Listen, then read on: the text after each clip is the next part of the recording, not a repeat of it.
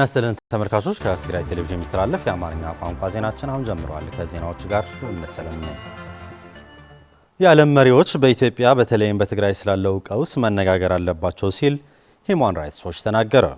ሂዩማን ራይትስ ዎች በዚህ ሳምንት ለአፍሪካ ህብረት ዓመታዊ ጉባኤ በአዲስ አበባ የደረሱ የአፍሪካና የሌሎች ዓለም አቀፍ መሪዎችና ተደማጭነት ያላቸው ሰዎች ስለ ትግራይና ስለ ሀገሪቱ ቀውስ በግልጽ መናገር እንዳለባቸው ተናግሯል። ታደሰ ልጃለም ተጨማሪ ያለው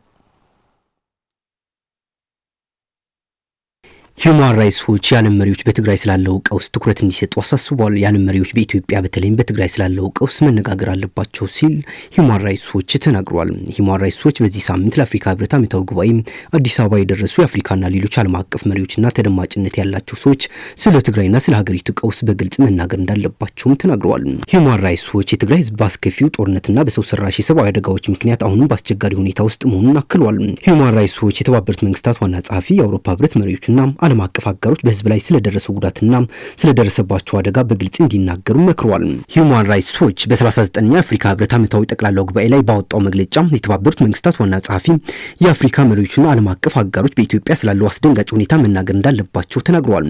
በኢትዮጵያ ውስጥ የተባባሰ የመጣውን የሰብአዊ መብቶች ቀውስ ጨምሮ ተጨባጭ ሁኔታዎችን እንዲወያዩና በትግራይና በሀገሪቱ ውስጥ ስላለው አለመረጋጋትና አመጽ ጉዳይ ማንሳት እንዳለባቸውም አጽንኦት ሰጥተውበታል።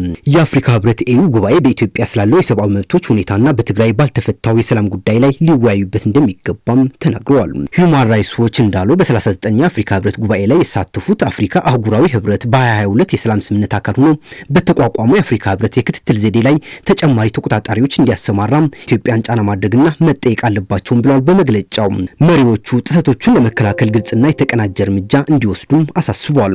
የአፍሪካ ህብረት መሪዎች ስለ ኮንፈረንሱ አዘጋጅ መጨነቅ የለባቸውም። ሂዩማን ራይትስ ዎች ዓለም አቀፉን ግንኙነቶች ከማድረግ ይልቅ ከኢትዮጵያ መንግስት ጋር ስለ ጉዳዩ በግልጽ እንዲነጋገሩና ይህን ለማድረግም እንዳይፈሩም መክረዋል። የአፍሪካ ህብረትና የተባበሩት መንግስታት መሪዎች የአውሮፓ ህብረት የፕሪቶሪያው ስምምነት ተደራዳሪዎችና ሌሎች ተሳታፊዎች በስምምነቱ ውስጥ የተካተቱትን ቁልፍ እርምጃዎች፣ መሰረታዊ አገልግሎቶችና የህግ የበላይነት ያሉ ተግባራዊ እንዲሆኑ ጥሪ ማቅረብ እንዳለባቸውም ተናግረዋል። የፕሪቶሪያው ስምምነት የተኩስ አቁም ስምምነቱን የፈረሙት ጨምሮ ሁሉም ተዋናዮች አመጽ እንዲያስቆሙ ቅድሚያ መስጠትና በግልጽ እንዲተገበሩ ጥሪ ማቅረብ እንዳለባቸውም ሂዩማን ራይትስ ዎች በመልእክቱም አሳስቧል። ዓለም አቀፉ ማህበረሰብ በትግራይ ውስጥ ያለው አለመረጋጋት ወደ አስከፊ ደረጃ ከመቀየሩ በፊት የተቀናጀና ቀጣይነት ያለው ጥረትና ጫና ማድረግ አለበት ሲል የተባበሩት መንግስታት የሰብአዊ መብቶች ከፍተኛ ኮሚሽነር ቮልከር ተርክ መግለጻቸው ይታወሳል።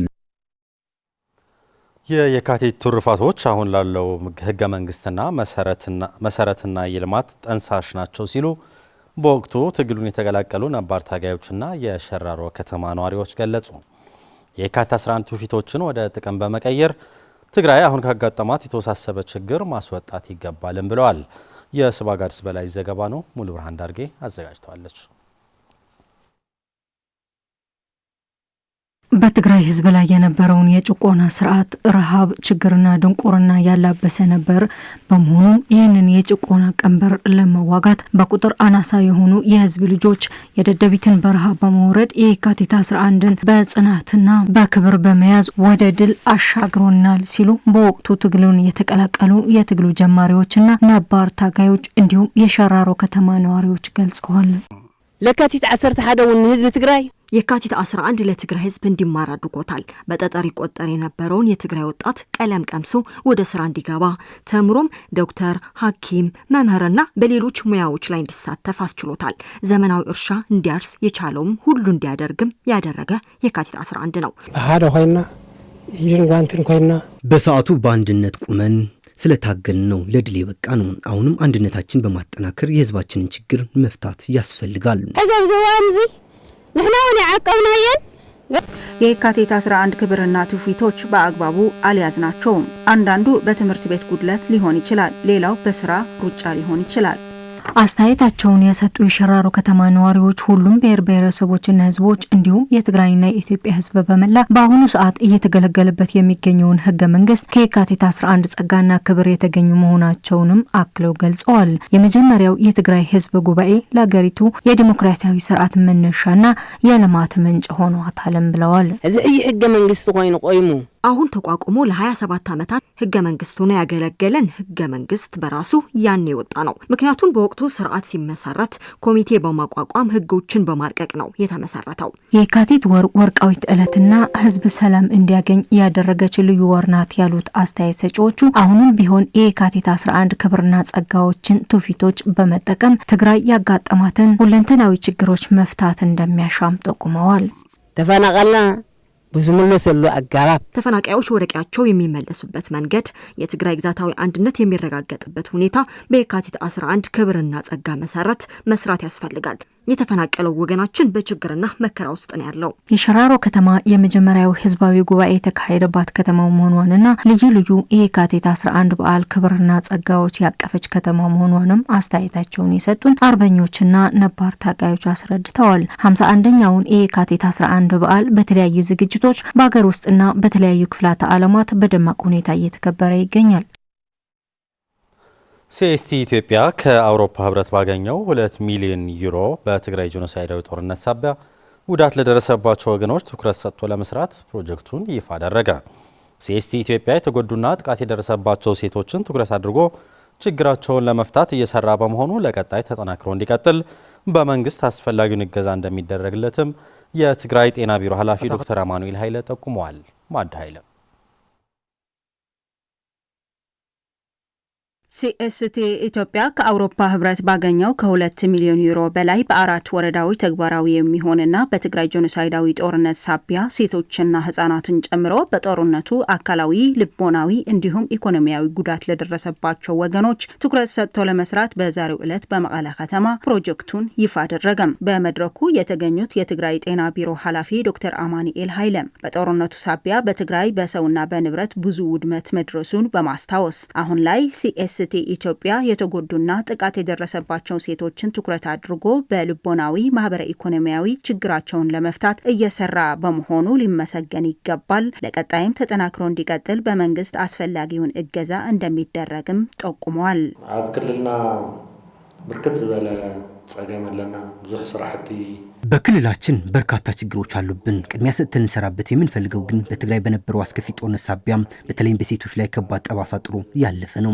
ስለዚህ ጥቃት የተፈጸመባቸው ሴቶች ላይ ምንም አልሰራንም። በተለያዩ ወረዳዎች ስራዎች ለመስራት ከአጋር ድርጅቶች ጋር ለመስራት ግን ጥረት እያደረግን እንገኛለን። ስለዚህ ቀጣይነት ያለው ስራ ልንሰራ ይገባል ማለት ነው።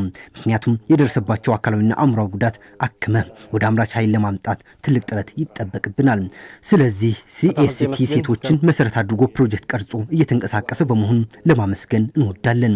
አሁን ላይ በአውሮፓ ህብረት በተገኘው ድጋፍ በ4 ወረዳዎች ላይ እየሰራ ነው ያለነው። እንደ መንግስት የሚቻለን ሁሉም እናደርጋለን። እዚህ ላይ ለወረዳዎች ለማለት የሚፈልገው ግን ተገኝቶ ያለው የገንዘብ ድጋፍ በተገቢ ቦታ ላይ እንዲውል፣ በተለይም በጦርነቱ ጥቃት ደርሶባቸው ሴቶች ላይ ተጠቃሚ እንዲሆኑ፣ ከጉዳት አገግመው ራሳቸው እንዲችሉ በታማኝነት በመስራት አስፈላጊውን ሁሉ እንድታደርጉ እማጸናለሁ። በሲኤስቲ ኢትዮጵያ መቀለ ቅርንጫፍ ፕሮቴክሽን ማናጀር የሆኑት ወይዘሮ ጸጋ አማዘ በበኩላቸው ሲኤስቲ ኢትዮጵያ ከካቶሊካዊት ቤተክርስቲያንና ማረት ተቀናጅቶ የሚሰራ ድርጅት መሆኑን ገልጸው በአውሮፓ ህብረት የተገኘው የ2.1 ሚሊዮን ዩሮ ድጋፍ ለ4 ዓመት የሚቆይ ፕሮጀክቱ በትግራይ ማዕከላዊ ዞን 4 ወረዳዎች ላይ ትኩረት ሰጥቶ የሚሰራ ፕሮጀክት ነው ብለዋል። በፈረንጅ 2025 ጥቅምት የተጀመረ እስከ 29 የሚቆይ ፕሮጀክት ነው። ይህ ፕሮጀክት በጦርነቱ ምክንያት ለተጎዱ ሴቶች፣ ህጻናትና ትልልቅ ወንዶችን ማዕከል ያደረገ የማገገም ስራ ነው። 3 ዋና ዓላማ ላይ ያተኩራል። ለጾታዊ ግዳይ ለሆኑ ሴቶች የጤና የሕክምናና የስነ ልቦና እንዲሁም ስነ አእምሯዊ ሕክምና አገልግሎት አለው። በሁለተኛ ደረጃ የሴቶችና ልጃገረዶች ማዕከል አለ። እዛ ማዕከል ላይ የተለያዩ የሙያ ክህሎት ኢንፎርሜሽን የሚያገኙበት እና ሌሎች አገልግሎቶች የሚያገኙበት ማዕከል አለ። ሶስተኛ ደረጃ ያው አእምሮም ስነ ልቦናም ሲድን በኢኮኖሚ ማሻሻል ካልተደገፈ ሙሉ ስለማይሆን የኢኮኖሚ ማሻሻያ ኮምፖነንት አለው። ያንን ኮምፖነንት 3ቱን ኮምፖነንቶች አንድ ላይ ስንተገብር ተካተዋል በዚህ ፕሮጀክት። በሱዳኗ ኤልፋሸር ከተማ በ3 ቀናት ውስጥ 6000 ሰዎች እንደተገደሉ የተባበሩት መንግስታት አስታወቀ። የተባበሩት መንግስታት በዚህ ሪፖርቱ በከተማዋ በሚኖሩ ሰላማዊ ሰዎች ላይ የጅምላ ግድያ፣ የሞት ቅጣት፣ ስቅያት፣ ጠለፋና ወሲባዊ ጥቃት መፈጸማቸውን የሚያሳዩ ማስረጃዎችን ጠቅሷል። ታሪክ ፍሳ ባለፈው ዓመት በሱዳን ፈጥኖ ደራሽ ኃይል ቁጥጥር ስር በነበረችው ኤልፋሽር ከተማ በ3 ቀናት ውስጥ ብቻ ከ6000 በላይ ሰዎች መገደላቸውን ተጎጂዎችና የአይን ምስክሮችን የጠቀሰው የተባበሩት መንግስታት ሪፖርት አመልክቷል። አንድ ግለሰብ በ3 ቀናት ውስጥ የተፈጸመውን ጥቃት ሲገልጽ የሆነ አስፈሪ ፊልም ክፍል ይመስል ነበር ብሏል። የአይን እማኙ የፈጥኖ ደራሽ ኃይሉ ማለትም አርኤስኤፍ ተዋጊዎች ባለፈው ጥቅምት ወር ላይ በአንድ ዩኒቨርሲቲ ህንጻ ውስጥ ተጠልለው በነበሩ 1000 ሰዎች ላይ ተኩስ በከፈቱበት ወቅት አስከሬኖች ሲወራወሩ ተመልክቷል። የተባበሩት መንግስታት በዚህ ሪፖርቱም በከተማዋ በሚኖሩ ሰላማዊ ሰዎች ላይ የጅምላ ግድያ፣ የሞት ቅጣት፣ ስቃይ፣ ጠለፋና ወሲባዊ ጥቃት መፈጸማቸውን የሚያሳዩ ማስረጃዎችን ጠቅሷል። እነዚህ ድርጊቶች እንደ የጦር ወንጀልና በሰብአዊነት ላይ የተፈጸሙ ወንጀሎች እንደሚቆጠሩም ገልጿል። አርኤስኤፍ በዚህ ሪፖርት ላይ ያለው ነገር ባይኖርም ከዚህ ቀደም የቀረቡበት ተመሳሳይ ክሶች ግን አስተባብሏል። ሱዳን በሀገሪቱ ጦርና በፈጥኖ ደራሽ ኃይሉ መካከል በተፈጠረ የስልጣን ሽኩቻ ምክንያት በተቀሰቀሰው የእርስ በርስ ጦርነት ዝግ ከሆነች 3 ዓመት ሊሞላት ተቃርቧል።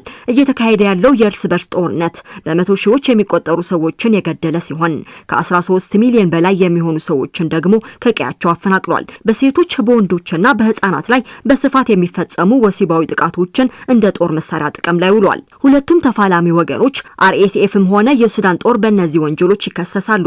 አሜሪካና ሂዩማን ራይትስ ዎችም አርኤስኤፍና አጋሮቹ በምዕራባዊ ዳርፉር ግዛት በሚኖሩ ማሳሊት ህዝቦች እንዲሁም አረብ ያልሆኑ ማህበረሰቦች ላይ የዘር ማጥፋት እንደፈጸሙ ያምናሉ። ሆኖም በቅርቡ የወጡ የተባበሩት መንግስታት ሪፖርቶች ይህንን በዝርዝር ከመጥቀስ ተቆጥበዋል። ኤልፋሽር በዳርፉር የምትገኝ ቁልፍ ከተማ ስትሆን ለ18 ወራት ያህል በከበባ ውስጥ ትገኛለች። በጦርነቱ አሰቃቂ ታሪኮች ከተሰሙባቸው ከተሞች መካከልም አንዷ ነች። እንደ የተባበሩት መንግስታት የሰብአዊ መብቶች ቢሮ ከሆነ በአውሮፓውያኑ 2025 መጨረሻ ከ140 በላይ ሰለባዎችና የአይን ምስክሮች እማኝነታቸውን ሰጥተውታል። የመንግስታቱ ድርጅት የሰብአዊ መብቶች ኃላፊ ቬልከር ተርክ በሱዳን ያሉ ሁለቱም ተፋላሚ ወገኖች በቁጥጥራቸው ስር ባሉ ኃይሎች የሚፈጸሙ ከባድ ሰብአዊ ጥሰቶች እንዲቆሙ ጥሪ አቅርቧል። የዚህ ግጭት ደጋፊዎችም እጃቸውን እንዲያወጡ ዓለም አቀፍ ግፊት ጨምሯል። ይህ በእንዲህ እንዳለ በሱዳን ምዕራባዊ ክፍል የሚገኘው የሱዳን መንግስት ተቀናቃኝ ኃይል ከአርኤስኤፍ ጋር ሱዳን ፋውንዲንግ አሊያንስ የተባለ ጥምረት ለመመስረት እቅድ መያዙን አስታውቋል። የአፍሪካ ህብረት እነዚህን እቅዶች ውድቅ ያደረገ ሲሆን እንዲህ አይነት እርምጃዎች አንድነትን አደጋ ላይ እንደሚጥሉ አስጠንቅቋል ሲል የዘገበው ቢቢሲ ነው። በመጨረሻ አሜሪካና ኢራን የሁለተኛውን ዙር የኒውክሌር ድርድራቸውን በሚቀጥለው ሳምንት በጄኔቫ እንደሚያካሂዱ ተገለጸ። ትራምፕ ወይ ከስምምነት ላይ እንደርሳለን አለበለዚያ ጠንከር ያለ እርምጃ እንወስዳለን ሲሉ ተናግረዋል። ሰለሞን አስመላሽ ተመልክቶታል።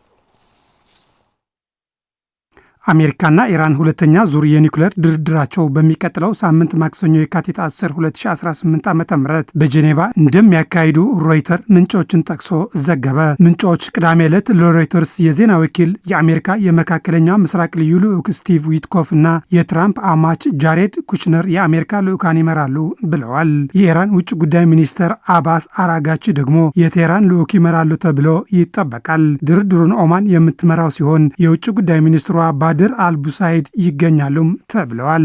በጄኔቫ የሚካሄደው ድርድር ኦማን የጀመረችው ቀጥተኛ ያልሆነ ድርድር ጥረት ቀጣይ ምዕራፍ መሆኑም ተገልጿል። ፕሬዚደንት ትራምፕ የኢራን ባለስልጣናት ለመደራደር ፈቃደኛ እንደሆኑና ውይይቱ በሚቀጥለው ወር ውስጥ መጠናቀቅ አለበት ብለው እንደሚያምኑም ተናግረዋል። አሜሪካ የጦር መርከቦቿ ወደ መካከለኛው ምስራቅ እያስጠጋች ሲሆን ድርድሩ የማይሳካ ከሆነ ወታደራዊ እርምጃ ለመውሰድ የፕሬዚደንት ትራምፕ ትዕዛዝ በመጠባበቅ ላይ ትገኛለች። ትራምፕ በዚህ ሳምንት ለአክሲዮስ ወይ ከስምምነት ላይ እንደርሳለን አለበለዚያ ጠንከር ያለ እርምጃ እንወስዳለን ሲሉ ተናግረው ነበር። ዘገባው የቢቢሲ ነው። ተመልካቾች ዜናዎቻችን አብቅተዋል። ስለተከታተላችሁ እናመሰግናለን። ሰላም።